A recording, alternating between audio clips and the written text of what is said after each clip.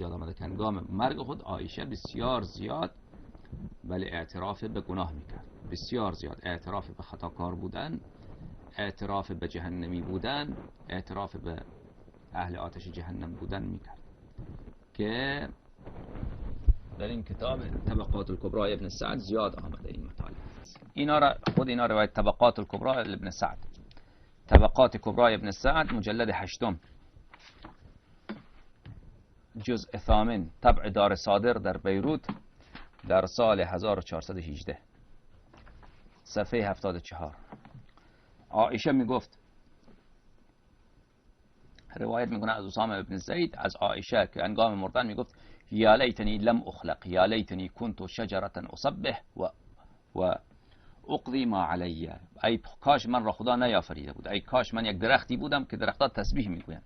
درختها تسبیح میگویند. ولی تمام درختها در آیات قرآن کریمه که اینا تسبیح، درختی می بودم که تسبیح میگفتم به جای اینکه خداوند مرا عایشه قرار داد و من بله ادا میکردم آن دینی که برگردن و روایت دیگر والله لوددت انی كنت شجره، ای من به خدا قسم، عایشه میگفت که درخت بودم، و والله لوددت انی كنت مدره، من از خدا میخواهم که ای کاش من عایشه نبودم، من کلوخ بودم. والله لوددت، به خدا قسم من دوست دارم که خداوند متعال لم یکن یخلقنی، مرا نیافریده بود، شیئا قط، مرا هیچ چیزی بله